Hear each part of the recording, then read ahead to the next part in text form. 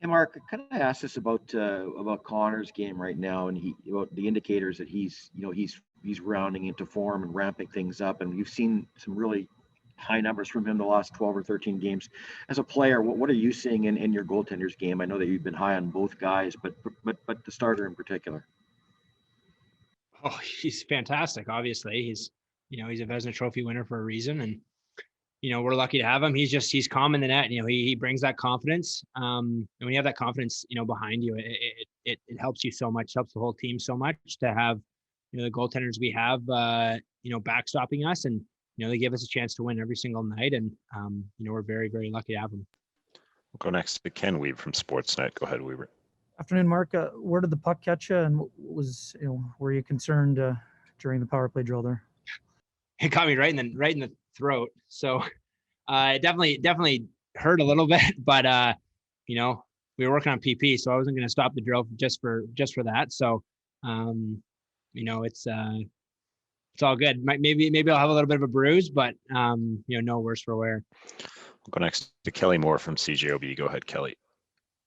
Thank you, Gregor. Hey, good afternoon, Mark. I don't know if you're going to want to give away any trade secrets here or not, but boy, there's been a real noticeable uptick in your face-off numbers in the last half dozen games or so. Are you doing anything differently, or what do you attribute to that?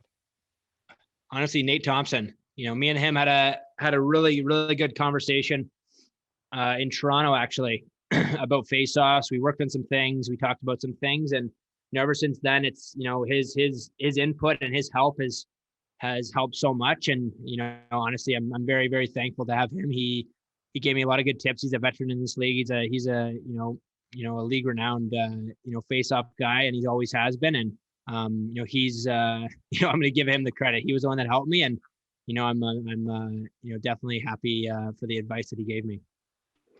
We'll go next to Paul Edmonds from Jets Radio. Go ahead, Paul. Hey, Mark, hope you're doing well. On a lighter side today, I just wanted to ask you this. Pre-game skate, last one off the ice. Are you defeated this year or undefeated this year? First of all, Paul, it's so good to see your face. I miss you, buddy. But I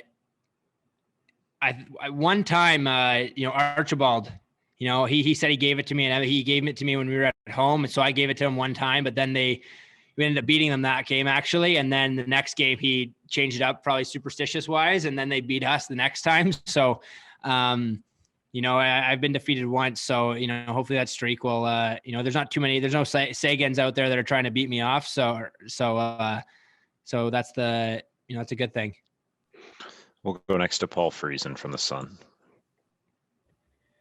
Hey, Mark, 3 years ago, Paul Stastny, I think, waived his no trade clause to come to Winnipeg at the deadline. From the guys you talked to around the league, is Winnipeg still a tough sell? Honestly, I wouldn't really know. It feels like, we were in the bubble, we're in the North Division. It kind of feels like, forever ago, when Stas waived his no trade clause, but I'd like to think, guys want to come and play on a good team and play on a fun team and, play with some good players. So, I like to think we have that on our team, up and down the lineup, goaltenders, defense, forwards. You come to the Winnipeg Jets, you get to play with some pretty fantastic players, and you get to play, some fun hockey, which I think is very valuable in a lot of guys' eyes. I know a lot of guys that, that love the way that we play and love watching the Winnipeg Jets play hockey. So, that's kind of the way I look at it. I love our team. I love our group. I love the way we play. And, who wouldn't want to, play some fun hockey for a good team? And final question to Ken Weaver from Sportsnet. Go ahead, Weaver. Mark, just following up on that, what's the buzz like with players regarding Monday's trade deadline? Honestly, it feels so weird this year, with COVID. So, honestly, I feel like it really hasn't been talked about as much. I think everyone's kind of, it's kind of funky, with the quarantine and all that stuff. So, no one really knows what to expect, but, I'm sure there's going to be some movement. I'm sure there's going to be some exciting,